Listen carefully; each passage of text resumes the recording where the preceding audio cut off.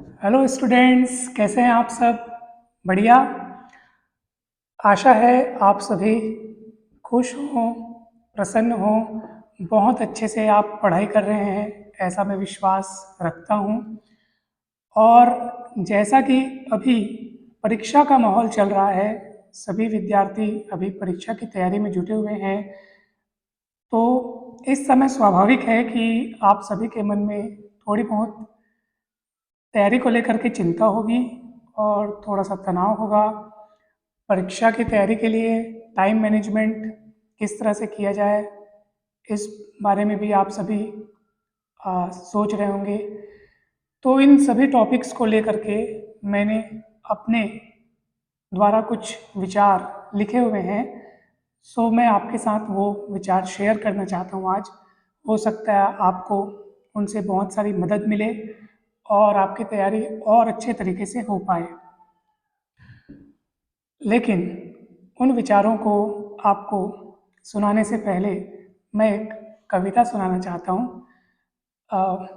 हालांकि कविता लिखने का शौक़ मुझे बहुत पहले से रहा है, मगर काफ़ी दिनों से मैं नहीं लिख रहा था।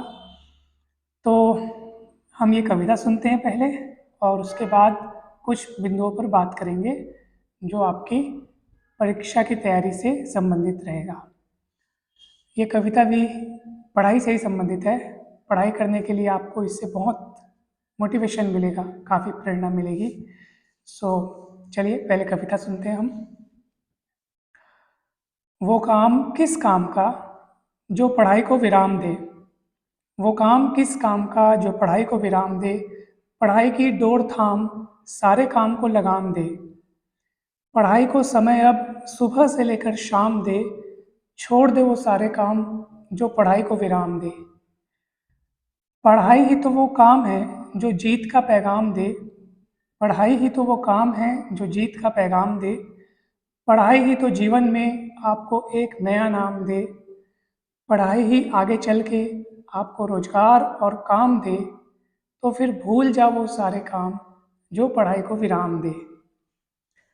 मेहनत कर इस कदर, मेहनत कर इस कदर जो जोरदार परिणाम दे, यश तेरा फैल कर तुझे एक नया नाम दे, सगे संबंधी सभी तुझे बधाइयाँ तमाम दे, सफलता तेरी तुझे चैन दे, आराम दे, तो फिर छोड़ दे वो सारे काम जो पढ़ाई को विराम दे। पढ़ाई ही वो काम जो जीत का पैगाम दे। तो दोस्तों, आपको हमेशा अभी अभी से पढ़ाई पे जुट जाना है और कंटिन्यूसली आपको सिर्फ और सिर्फ पढ़ाई पर ध्यान देना है जब तक परीक्षा ख़त्म ना हो जाए तब तक। फिर तो गर्मी की छुट्टियाँ आएंगी ही, तो आप सब एंजॉय भी कीजिएगा, मगर अभी आप सभी को पढ़ाई पे अच्छे से जुट जाना है। अगर आप अभी तक ठीक से समय उसमें नहीं दे पा रहे हैं तो आप उसमें समय देना स्टार्ट कर दीजिए, क्योंकि परीक्षा एक ऐसी चीज़ है जो आपको हमेशा हमेशा अलर्ट रखते हुए आपको सजग रखना चाहती है। यानी कि वो चाहती है कि आप सजग रहें और उसी की तैयारी में आप अपना समय दें। अन्य कार्यों में आप समय बिल्कुल न के बराबर रख दें।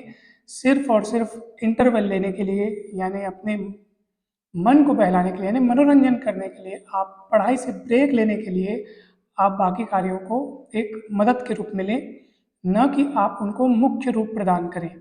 तो आपको इसमें बहुत अच्छे से ध्यान देना पड़ेगा। तो चलिए अब हम कुछ बिंदुओं पर बात करते हैं जो विद्यार्थी परीक्षा की तैयारी के दौरान अक्सर फेस करते हैं। ऐसी कुछ समस्याओं पर हम विचार करेंगे। सबसे पहला आता है टाइम मैनेजमेंट। तो समय का उचित प्रबंधन कैसे किया जाए, टाइम मैनेजमेंट किस तरीके से होना चाहिए ताकि पढ़ाई करने के दौरान जो हमारे टॉपिक्स हैं, कि जितने सारे यूनिट होते हैं, जितने एग्ज़ाम में आ, जितने क्वेश्चंस, जितने इम्पोर्टेंट क्वेश्चंस हैं जिनकी हम पहले तैयारी करना चाहते हैं, तो उसके अनुसार हमें टाइम की प्राथमिकता कैसे तय करनी चाहिए, इस पर हम विचार करते हैं। सबसे पहले तो टाइम मैनेजमेंट पर हर विद्यार्थी का अपना अलग अलग नज़रिया रहता है। कोई पूरा दिन भर का प्रॉपर टाइम बनाता है, टाइम टेबल बनाता है कि मैं इतने से इतने बजे तक ये पढ़ूँगा, इतने से इतने बजे तक ये पढ़ूँगा, ये मेरा लंच टाइम, ये ब्रेक टाइम। तो इस तरीके से कई विद्यार्थी अपना टाइम टेबल बनाते हैं। फॉलो नहीं कर पाते वो बात अलग है, कुछ लोग फॉलो कर पाते हैं, कुछ लोग नहीं कर पाते हैं। तो ये टाइम मैनेजमेंट की बात हो गई। मगर अब इस पे ये भी बात है कि कुछ टाइम टेबल नहीं भी बनाते हैं और बिना टाइम टेबल बनाए भी काफ़ी अच्छे से तैयारी कर लेते हैं।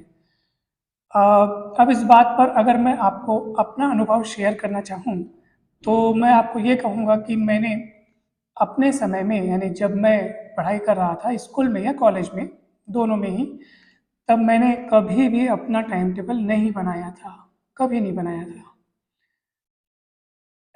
कभी भी टाइम टेबल नहीं बनाया, फिर भी से मैं मुझे लगता है कि मैं जैसा मैं चाह रहा था वैसी तैयारी मैं कर पा रहा था। तो उसके पीछे क्या लॉजिक है, क्या राज़ है, अब वो मैं आपको बताता हूँ। टाइम टेबल आप कभी भी पेज में लिख कर या पूरे दिन भर का शेड्यूल आप बना करके, आप ये कोई ज़रूरी नहीं है कि आप पूरे दिन दिन भर का शेड्यूल बनाएँ। आप छोटे-छोटे लक्ष्य निर्धारित करें, कम समय के लक्ष्य निर्धारित करें और उनको उतने ही समय में, जितना कि आपने निर्धारित किया है, उसको उतने ही समय में पूरा करने की कोशिश करें। जैसे एग्ज़ाम्पल के लिए मान लीजिए ये मेरे पास बुक है और मैंने यूनिट 1 मुझे आज तैयार करना है। 5 यूनिट आ रहे हैं आपके एग्ज़ाम में, 5 यूनिट आ रहे हैं और मैंने एक सब्जेक्ट पकड़ा हुआ है और मुझे उसकी तैयारी करनी है। तो जैसे एग्ज़ाम्पल के लिए अभी मान लीजिए 8 बजे हैं, सुबह के 8 बजे हैं। तो मैं दिन भर की नहीं सोचूँगा कि मुझे दिन भर में ये पढ़ना है, वो पढ़ना है, ऐसा नहीं सोचूँगा। मैं ये सोचूँगा कि मैं अगर इसका 1 यूनिट पकड़ रहा हूँ, तो मुझे एनी हाउ वो यूनिट सबसे पहले इम्पोर्टेंट क्वेश्चन मैं करूँगा। क्वेश्चन की भी वरीयता तैयार होनी चाहिए। इसके लिए मैं अलग से वीडियो बनाऊँगा कि पढ़ाई करने का क्या पैटर्न होना चाहिए, वो आपके लिए काफ़ी हेल्पफुल होगा। बहुत सारे ऐसे पॉइंट्स हैं, जिनको आपको बताऊँगा तो काफ़ी हेल्प मिलेगी। फिलहाल हम ये देखते हैं कि जैसे मैंने कोई यूनिट पकड़ा है, तो मैं उसको कम एक टाइम ड्यूरेशन में अपने हिसाब से तय कर दूँगा। आप भी अपने हिसाब से तय कर सकते हैं। जैसे मान लीजिए 8 बजे से मैंने 9:30 तक मैंने तय किया कि ये 9:30 तक मुझे ये यूनिट एनी हाउ, हर हाल में किसी भी तरीके से कंप्लीट करना ही है। तो बस अब मेरे पास दिन भर का टारगेट नहीं है, मुझे केवल 9:30 तक ध्यान देना है और मैं वो यूनिट किसी भी तरीके से, अगर मान लो लेट हो रहा है, 9 बज गया और मैंने वो यूनिट आधा कंप्लीट नहीं किया, तो मेरे माइंड में एक छोटा-सा हल्का-सा प्रेशर आएगा कि 9:30 बजने में ज़्यादा समय बाकी नहीं है, सिर्फ आधा घंटा बाकी है, तो मुझे जल्दी से यूनिट कंप्लीट करना पड़ेगा। तो मेरे पढ़ने की स्पीड जो है वो तेज़ हो जाएगी थोड़ी-सी। तो हो सकता है 9:30 बजे तक आपका वो चैप्टर कंप्लीट ना हो, 9:35, 9:40, पौने 10 हो जाए, तो कोई बड़ी बात नहीं है, आपको टेंशन नहीं लेना है। लेकिन उस लक्ष्य को आपको अगले समय के लिए फिर निर्धारित करना है। थोड़ा-सा आप ब्रेक भी लेते रहें। इस टाइम मैनेजमेंट में सबसे बड़ा रोल होता है ब्रेक का, इंटरवल का। याद रखिए, एक रास्ता, यानी कि एक जैसा काम कंटिन्यू, वो आपकी क्वालिटी, यानी जैसे आप कंटिन्यू लगातार पढ़ाई कर रहे हैं, तो उस क्वालिटी में हल्का सा 19-20 हो जाता है, यानी क्वालिटी थोड़ी सी कम हो जाती है। इसलिए ब्रेक लेना बहुत ज़रूरी है। आप ब्रेक लीजिए, इंटरवल लीजिए थोड़ा सा, लेकिन ध्यान रहे कि उस इंटरवल में आप ऐसी कोई भी चीज़ ना करें जो आपका ध्यान ज़्यादा समय के लिए भटकाए रखे। आप उस इंटरवल में केवल वही चीज़ें कीजिए जिससे आपका माइंड थोड़ा फ्रेश हो और वो समय आपका ज़्यादा न ले, ताकि आप फिर से पढ़ाई में जुट जाएँ। फ़ोन तो जितना हो सके न यूज़ कीजिए। इस फ़ोन ने बहुत सारा डिस्टर्बेंस मचा रखा है, आप सभी फेस कर रहे होंगे। और इस मोबाइल फ़ोन पर तो मैं अलग से वीडियो बनाऊँगा कि इसके डिस्टर्बेंस क्या हैं और इनसे बचा कैसे जाए। हालाँकि छोटे हो या बड़े, मोबाइल फ़ोन की गिरफ्त में सब हैं, सब एडिक्टेड हैं सोशल मीडिया में, इंटरनेट में। तो लेकिन फिर भी बहुत सारे ऐसे उपाय हैं जिनकी मदद से हम इससे दूर रह सकते हैं। तो इसके लिए मैं अलग से एक वीडियो ज़रूर तैयार करूँगा। फिलहाल मैं आपको ये बताना चाहता हूँ कि बहुत देर तक पढ़ाई करने के बाद सबकी अपनी अलग-अलग क्षमता होती है। कोई 2 घंटे लगातार पढ़ लेता है, कोई 1 घंटे, कोई आधे घंटे, तो सबकी अपनी अलग-अलग क्षमता होती है। तो उस क्षमता तक आप पढ़िए, जहाँ लग रहा है कि मुझे थोड़ा ब्रेक लेना चाहिए, तो आप थोड़ा बाहर टहल के आ जाएँ, थोड़ा प्रकृति के बीच जाएं ताकि आपका माइंड फ्रेश हो जाए। हल्का सा अपने घर के मेंबर्स से आप बातचीत कर लीजिए, थोड़ा कुछ खा लीजिए। तो इस टाइप से आप अपना बीच का जो टाइम इंटरवल है वो पूरा कर सकते हैं। और ये ज़्यादा समय का ना हो, मुश्किल से आप मैक्सिमम से मैक्सिमम 15-20 मिनट, अगर आप अच्छी तैयारी करना चाहते हैं तो आपको ज़्यादा इंटरवल नहीं देना है। 15-20 मिनट एकदम ज़्यादा मैक्सिमम हो जाए, बहुत ज़्यादा है, जैसे कुछ ज़रूरी काम आ गया है, अगर आप उसको इंटरवल के रूप में करना चाहते हैं तो मैक्सिमम आधा घंटा। कई बार मैं तो 10 मिनट का इंटरवल भी नहीं लेता था, और उस 10 मिनट के इंटरवल में मैं गाना सुनता था, क्योंकि म्यूज़िक मेरा बहुत बड़ा शौक है। तो मैं गाना सुनता था जो बहुत रिलैक्स फील कराए अपने को। तो आप भी गाना सुन सकते हैं, 5-7 मिनट का एक आध दो गाना सुन लिए, फिर से आप पढ़ाई करने बैठ जाइए।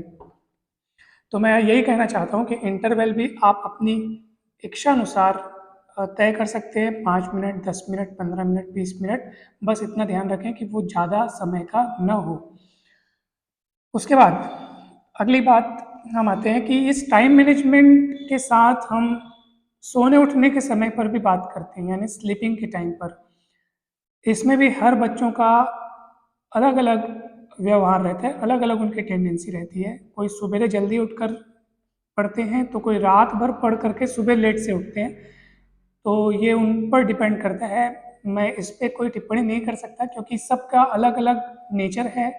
सबको अलग अलग टाइम पे ही पढ़ते बनता है, जल्दी याद होता है।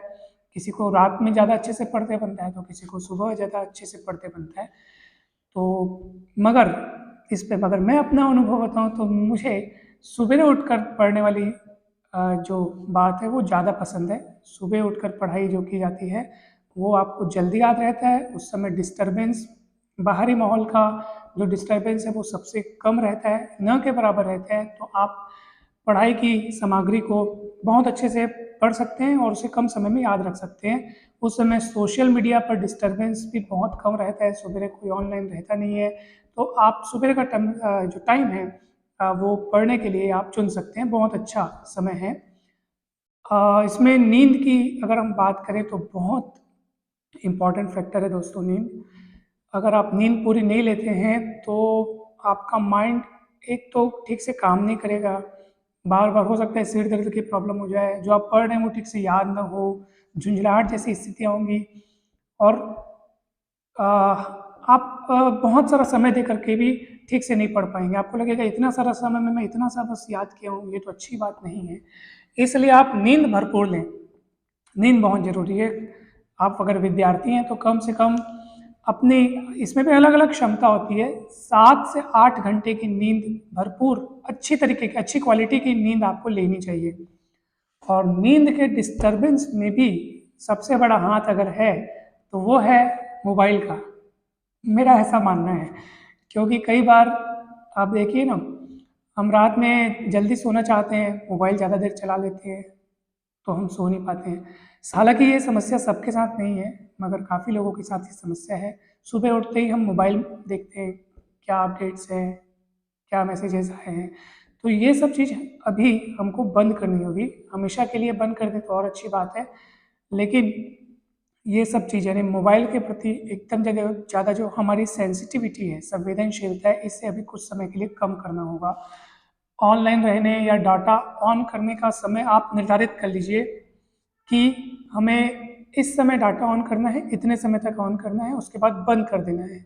आप अपने अनुसार पूरे 24 घंटे में 2 समय या 3 समय, यानी जैसे मान लीजिए आपने दोपहर का कोई एक टाइम निर्धारित किया कि इतने समय मैं केवल 2 या 3 मिनट के लिए ऑनलाइन आऊँगा या आऊँगी, और मैं ये सिर्फ देखूँगा कि इसमें कुछ ज़रूरी मैसेज, मेरे काम के कुछ मैसेज तो नहीं है। ये सब आपको चेक करना है, काम के मैसेजेस अगर हों तो उनको आप डील कीजिए, अन्यथा फिर ऑफ करके रख दीजिए। और फिर शाम को अगर आपका ऐसा मन करे या आपने अपने टाइम टेबल अनुसार ये निर्धारित किया है कि एक बार और मुझे चेक करना चाहिए, तो आप कर सकते हैं। तो 24 घंटे में 1 या 2 बार बस, उसके बाद आप बंद कर दीजिए। इससे आपके काम भी नहीं अटकेंगे, कोई ज़रूरी इन्फॉर्मेशन रहेगी वो भी आप तक पहुँचेगी और आपका ध्यान मोबाइल से हटा रहेगा बिल्कुल।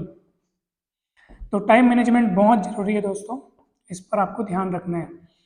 एक और मैं आपको बहुत मस्त वाली बात बताता हूँ कि टाइम इंटरवल में एक और टेक्निक जो मैं इस्तेमाल करता था वो क्या है कि जैसे मान लीजिए मैंने एक सब्जेक्ट पकड़ा, जैसे मान लीजिए मैंने मैथ्स पकड़ा और मैं सुबह से मैथ्स पढ़ रहा हूँ, 3-4 घंटे हो गए मैं मैथ्स बना रहा हूँ।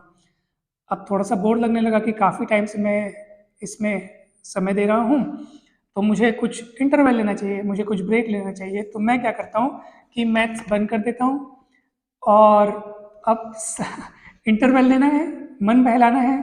तो मन बहलाने के लिए कभी कभी मैं ऐसा भी करता था, ना तो म्यूजिक तरफ ध्यान देता था, ना मतलब कोई बाहरी एक्टिविटी नहीं, मैं दूसरा सब्जेक्ट पकड़ता था ताकि मेरा माइंड थोड़ा चेंज हो जाए। और दूसरे सब्जेक्ट के रूप में मैं कोई हल्का सब्जेक्ट पकड़ता था। हल्का सब्जेक्ट कहने का अर्थ है कि जिसमें मुझे ज़्यादा दिमाग न लगाना पड़े। जैसे हिंदी इंग्लिश पकड़ लेता था, क्योंकि वो हिंदी के प्रश्नोत्तर जल्दी याद हो जाते थे मुझे, आपको भी जल्दी याद हो जाते होंगे। तो वो उस सब्जेक्ट को पकड़ता था, तो मन थोड़ा सा मेरा रिलैक्स हो जाता था। 10-15 मिनट, आधा घंटा, 1 घंटा हिंदी पढ़ लिया या इंग्लिश पढ़ लिए, तो तैयारी की तैयारी भी हो गई, आपका माइंड थोड़ा सा चेंज हो गया, आप फिर से अपने जो कठिन वाले सब्जेक्ट है उस पर आप पहुंच सकते हैं। तो इस तरीके से भी आप टाइम इंटरवल ले सकते हैं, जिसमें तैयारी की तैयारी हो जाएगी और पढ़ाई की पढ़ाई हो जाएगी। आप जगह बदल करके भी आप अपना समय को मैनेज कर सकते हैं। जैसे मैं आपको इसमें एक और मस्त वाली बात बताता हूँ। जैसे मान लीजिए मैंने सुबह से 3-4 घंटे पढ़ाई की, 9 बज गए, 10 बज गए, अब मैं चाहता हूँ कि थोड़ा मुझे चेंज होना है, मैं ऊब गया हूँ पढ़ पढ़ के, अब क्या करूँ? तो मैं क्या करता था, किसी दूसरे सब्जेक्ट की बुक या परीक्षा बोध या गाइड उठा करके दूसरी जगह निकल जाता था। जैसे दुकान चले गया, हमारी दुकान है तो हम वहाँ दुकान भी चले जाते हैं, तो दुकान चले गया और वहाँ पे बैठ के पढ़ने लग गया। तो जगह चेंज हो गई, एक नयापन मिला, सब्जेक्ट बदला, माहौल बदला। बीच बीच में मतलब मैं पढ़ते रहता था, बीच में ग्राहक आ रहे हैं सामान लेने तो उनको सामान दे दिया, फिर पढ़ने लग गया, तो मेरा दोनों काम हो जाता था। तो पापा को हेल्प भी हो गई और मेरी पढ़ाई भी हो गई, दुकानदारी भी हो गई। तो आप ऐसे करके भी अपने टाइम को मैनेज कर सकते हैं। आप दुकान अगर मतलब अगर आपके यहाँ दुकान नहीं है तो आप दूसरी जगह जा सकते हैं। आप कहीं घूमने जा सकते हैं, यानी कि कहीं घर के बाहर कहीं चबूतरे पर बैठकर पढ़ सकते हैं, खेत में जाके पढ़ सकते हैं। तो बहुत सी ऐसी जगह हैं जहाँ आपका कहने का तात्पर्य ये है कि आपका एटमॉस्फेयर अगर चेंज हो तो आपको वापस एक नयापन मिल जाता है, आपके वातावरण में एक चेंजेस आ जाती है, जिससे आपका मन वापस से रिचार्ज हो जाता है, फिर से फ्रेश हो जाता है। तो आप ये उपाय ज़रूर अपना सकते हैं। कुल मिलाकर के अगर आपकी पढ़ने की चाह है, अगर इच्छा है, अगर इंटरेस्ट है, तो आप कई ऐसे रास्ते, कई ऐसे उपाय निकाल सकते हैं जिससे आप कंटिन्यूअसली दिन भर पढ़ाई कर सकें। सो टाइम मैनेजमेंट पे ये बात हो गई। अब अगली बात करते हैं। काफ़ी लंबी बात हो गई, लेकिन आपको काफ़ी कुछ इससे सीखने को मिला होगा। अब बात आती है पॉजिटिव एटीट्यूड और साथ में ही है स्ट्रेस मैनेजमेंट। तो ये दोनों आपको स्ट्रेस यानी तनाव का कैसे प्रबंधन करना है सकारात्मक रवैये के द्वारा, इस पर अब चर्चा करते हैं। तो दोस्तों देखिए, अब जो बात मैं कहने जा रहा हूँ वो बहुत इम्पॉर्टेंट है। वो न केवल आपके पढ़ाई के लिए है, ना आपके करियर के लिए, बल्कि आपके जीवन के लिए है। तो उसे आप ध्यान से सुनिए। आप में से चाहे आपकी तैयारी हो गई हो, चाहे तैयारी बिल्कुल ना हुई हो या तैयारी आधी हुई हो, आपको किसी भी अवस्था में अपने माइंड पर जरा सा भी टेंशन नहीं देना है। पढ़ाई का पॉजिटिव प्रेशर रखना अलग बात है, जिसको हम चिंतन कहते हैं। आप चिंतन कर सकते हो, चिंता नहीं करना है, लेकिन चिंता और चिंतन में फर्क होता है। चिंतन पॉजिटिव चीज़ है कि हम किसी चीज़ की बेहतरी के लिए क्या उपाय कर रहे हैं, वो पॉजिटिव बात है। मगर आपको चिंता नहीं करनी है, चिंता नेगेटिव चीज़ है, वो आपका मनोबल कम करने की कोशिश करती है। तो ध्यान रखिए दोस्तों, आपका जीवन, आपके जीवन में आई कितनी भी कठिनाइयों, कितनी भी बड़ी कठिनाइयों, कितनी भी बड़ी मुश्किलों से भी बढ़कर है आपका जीवन। यानी आपको सबसे पहले अपने आप पर ध्यान देना है, सबसे पहले अपने आप को खुश रखना है, अपने दिल और दिमाग पर किसी भी प्रकार का जोर नहीं देना है। बोझ नहीं देना है, उसको खुला रखना है, उसको खुश रखना है, हमेशा हमेशा के लिए खुश रखना है। क्योंकि एक बात याद रखिएगा, विचारों का हमारे तन पर और हमारे स्वास्थ्य पर प्रभाव पड़ता है। ये बात एकदम फैक्ट है। आप खुद सोचिए, जब आप डरते हैं तो आपके हृदय की धड़कनें बढ़ जाती हैं। जब कभी हम गुस्सा होते हैं तो हमारा चेहरा लाल हो जाता है, एकदम तेज हो जाता है, आँखों का कलर बदल जाता है। जब हम शर्माते हैं तो हमारे शरीर पर चेंजेस दिखाई देती हैं। जब हम चिड़चिड़ाते हैं तो अलग चेंजेस दिखाई देती हैं। जब हम डर जाते हैं तो अलग चेंजेस दिखाई देती हैं। कभी कभार डर के कारण किसी किसी के पेट में गड़बड़ी की समस्या शुरू हो जाती है। तो ये फैक्ट है। अच्छा, जब कभी हम खुश होते हैं तो वो हमारे चेहरे पर दिखाई देता है, जैसे मैं अभी आपको बहुत खुश दिखाई दे रहा हूँ। तो जब कभी हम खुश होते हैं तो उसका भी प्रभाव आपके शरीर पर पड़ता है। खुश होने के कारण आधी समस्याएं, आधी बीमारियां तो वैसे ही दूर हो जाती हैं। तो ये बात तो बिल्कुल सत्य है कि विचारों का आपके शरीर पर बहुत अच्छे से प्रभाव पड़ता है। अगर विचार आप सकारात्मक रखेंगे तो उसका प्रभाव आपके शरीर पर सकारात्मक पड़ेगा, और अगर आप विचार नकारात्मक रखेंगे तो उसका प्रभाव भी नकारात्मक ही पड़ेगा। सो क्यों ना हम हमेशा अच्छे विचार रखें, पॉजिटिव एटीट्यूड रखिए। आपका जीवन बहुत अमूल्य है। आपका जीवन अच्छा रहेगा, शरीर अच्छा रहेगा, स्वस्थ रहेगा, आपका स्वास्थ्य ठीक रहेगा, तो आप बहुत अच्छे से पढ़ाई कर सकते हैं और हमेशा खुश रह सकते हैं। कभी आपको समस्या नहीं आएगी। टेंशन लेना ही क्यों, आप टेंशन बिल्कुल मत लीजिए। पॉजिटिव सोचिए और अपने ऊपर विश्वास रखिए। जो अपने ऊपर विश्वास रखता है उसके सामने दुनिया की कोई भी बड़ी मुसीबत आ जाए उसका कुछ नहीं बिगाड़ सकती है। ये सत्य है कि हम सभी भावनाओं के अधीन हैं, यानी भावनाएं हमें कभी हमें दुख पहुंचा देती हैं। मगर मुझे मेरा ऐसा अनुभव रहा है, मैं भी काफ़ी भावनाओं को लेकर काफ़ी दुखी हुआ हूँ। कभी डर की भावनाएं, कभी चिंता की भावनाएं, तो ये सब आती रहती हैं। कभी दुख हो जाता है, कभी आत्मग्लानि होती है, कभी अपराध बोध होता है। तो बहुत सारी हम भावनाओं से निपटते रहते हैं। मगर मैं हमेशा ये कोशिश करता हूँ कि जल्दी से उनसे बाहर आ जाऊँ, यानी उनसे काफ़ी देर तक चिपका न रहूँ। तो ये आपको हमेशा ध्यान रखना है। सो अगर आपके माइंड में कभी भी नेगेटिव थॉट्स आए, नकारात्मक विचार आए, तो आप तुरंत तुरंत ही उनको चेंज करने का प्रयास कीजिए। बार बार अपने आप से कहिए, नहीं, ये नेगेटिव थॉट है। जो आपके मन की चिंता को बढ़ा रहा है, बोझ को बढ़ा रहा है, उस विचार पर कभी भी विश्वास मत करें। उन विचारों को बदले। बुरे विचारों को मिटाने का एक ही उपाय है कि आप लगातार अच्छे विचार सोचें। मुझे ये करना है, मुझसे ये हो जाएगा, मैं आज ये तैयारी करके रहूँगा, मुझे ये चैप्टर आज कंप्लीट करना है, अगर ये आज कर लिया तो कल ये हो जाएगा, ये हो जाएगा। मतलब हमेशा पॉजिटिव सोचते रहिए। आप कभी भी नेगेटिव थॉट्स की चपेट में अगर आ जाएं तो आपको पॉजिटिव थॉट्स में जाना है। अगर नहीं हो पा रहा तो अपनी सिचुएशन जल्दी बदल दीजिए। मैं क्या करता हूँ, अगर मेरे माइंड में काफ़ी नेगेटिव थॉट्स आ रहे हैं तो मैं चुपचाप अपना माहौल बदल देता हूँ। मैं जो जो उपाय अपनाता हूँ मैं आपको सुनाता हूँ। अगर मान लीजिए कि मेरे माइंड में थोड़ा सा भी नेगेटिव थॉट्स आ रहा है जो मेरे मन को परेशान कर रहे हैं, तो मैं कुछ नहीं, चप्पल पहनता हूँ और घर से बाहर निकल जाता हूँ, मोबाइल लेके या कभी बिना मोबाइल लिए। अगर गाना सुनने की इच्छा है तो मोबाइल लेके निकलता हूँ और बस किसी भी दिशा में निकल जाता हूँ, एक आध दो राउंड मार करके वापस आ जाता हूँ। और गारंटी से मैं आपको बता रहा हूँ कि जब मैं ऐसा करता हूँ तो राह चलते चलते कभी दोस्त मिल जाते हैं, कभी कोई मिल जाता है। अगर कोई नहीं मिलता तो बहुत सारी ऐसी नई बातें आ जाती हैं चलते चलते चलते, कि बिल्कुल माइंड चेंज हो जाता है। तो मैं ये उपाय अपनाता हूँ। कभी गाने सुन लेता हूँ जो माइंड को रिलैक्स करें, जो मोटिवेशनल सॉन्ग्स होते हैं वो सुन लेता हूँ, तो इससे आपका मन बहलेगा। एक और उपाय है जो आप अपना सकते हैं, वो ये है कि जब कभी आपका मन किसी बात को लेकर चिंता में हो तो आप अपने सबसे करीबी मित्र, जिसे आप अपना शुभचिंतक मानते हैं, जिसे आप पूरे विश्वास के साथ अपनी समस्या रख सकते हैं, आप उनको फ़ोन करके कुछ देर बात कर सकते हैं, अपनी बात वहाँ रख सकते हैं, जिससे आपका मन थोड़ा रिलैक्स हो जाए।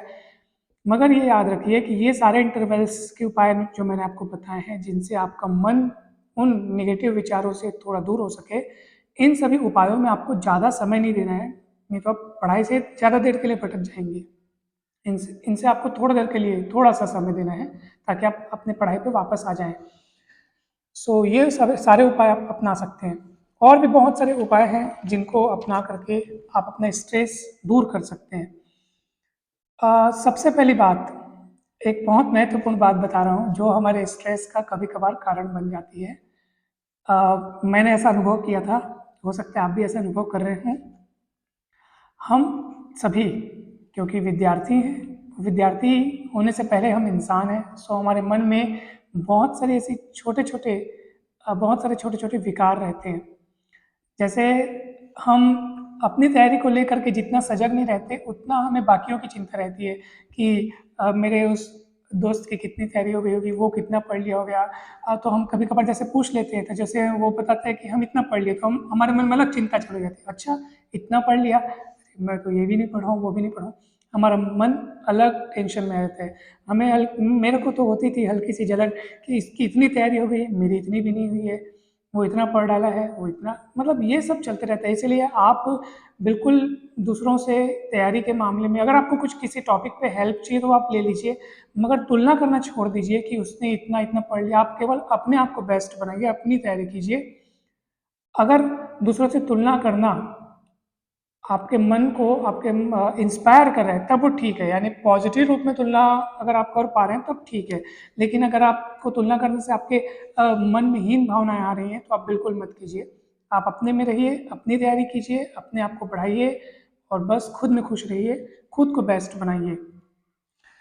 अब कभी कभार ऐसा भी होता है कि आप पढ़ाई कर रहे हैं और आपका मन बहुत भटक रहा है, बहुत ज़्यादा भटक रहा है। मैं एक पेज पढ़ना चालू किया और शुरू की 2-3 लाइनें पढ़ा हूँ और पढ़ाई करते करते मेरा मन कहीं भटक गया, कुछ दूसरी बातें सोच रहा हूँ। मान लो मैं, अच्छा आज उससे ऐसी बात हुई, फिर उसने मेरे को ऐसा कहा, मुझे ऐसा नहीं कहना चाहिए था, उसने ऐसा कह दिया, पता नहीं वो मेरे बारे में क्या सोचता होगा या क्या सोचती होगी।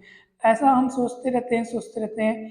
हालांकि ये समस्या सबके साथ नहीं होती होंगी, मगर मैं अपना अनुभव बता रहा हूँ कि जब मैं पढ़ता था तब, अभी अब मुझे स्कूल कॉलेज पढ़े हुए काफ़ी साल हो गए, तो जो छोटी, उस समय मैं उतना मेंटली स्ट्रांग नहीं था, हूँ तो अभी भी नहीं, मगर जो समस्याएं मुझे उस समय आती थी, तो मैं आपको वो बता रहा हूँ कि मैं छोटी छोटी बातों को लेकर काफ़ी सोचता था।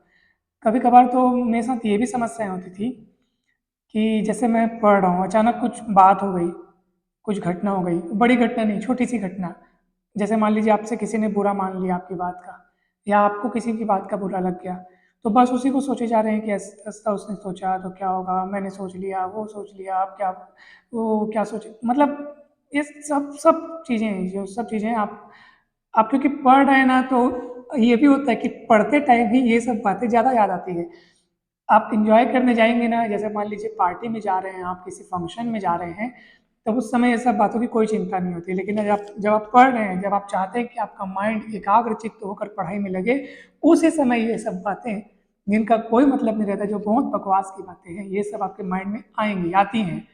मेरे तो आती थी, बहुत माइंड में ये सब बातें आती थी, और मैं उन सभी बातों को सोच करके काफ़ी सारा समय मेरा व्यर्थ जाता था थोड़ा बहुत। लेकिन मैं तुरंत उसको चेंज करने की कोशिश करता था, तुरंत, कि मुझसे ये विचारों को छोड़ना है मुझे, और मुझे आगे बढ़ना है।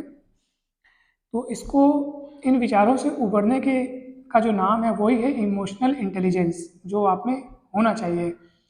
यानी आप छोटी छोटी बातों को लेकर न सोचें, ये सब क्योंकि हम इंसान हैं, इसलिए ये सब भावनाएं हमारे मन में जरूर आएंगी, मगर आपको इनसे चिपके नहीं रहना है, इनको आपको पेइंग गेस्ट के रूप में देखना है। एक बहुत ही बढ़िया आपको मैं उपाय बता रहा हूँ।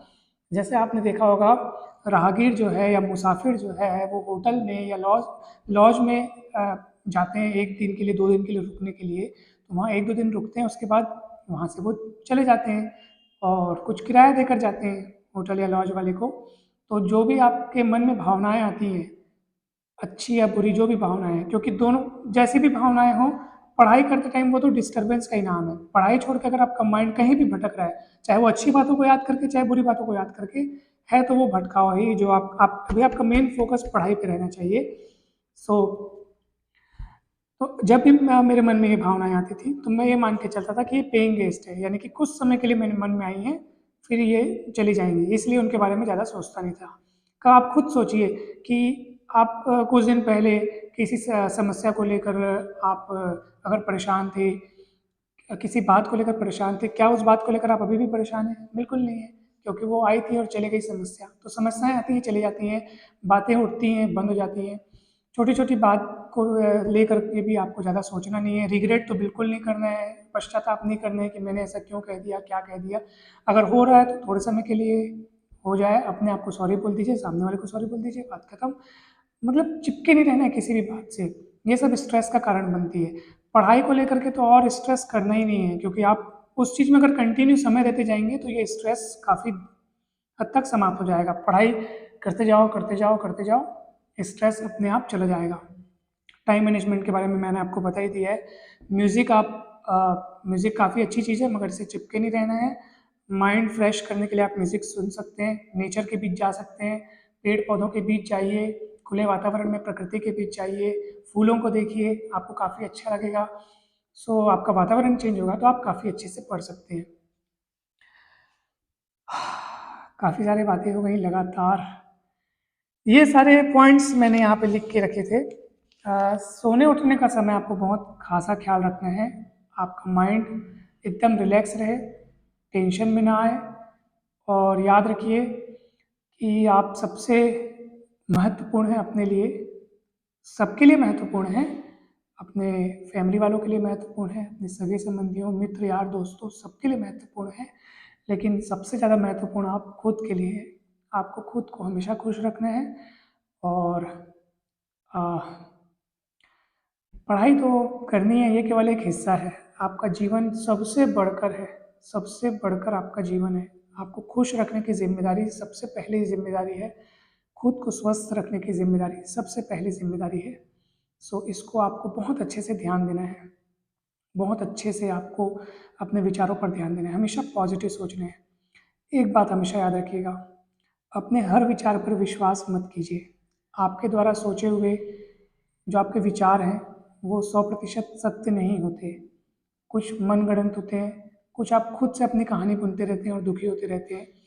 तो आपको केवल किन विचारों पर विश्वास रखना है वो सुनिए। जो विचार आपको खुशी प्रदान करते हैं, आपके चेहरे पर मुस्कान लाते हैं, केवल उन्हीं विचारों पर आप विश्वास रखिए।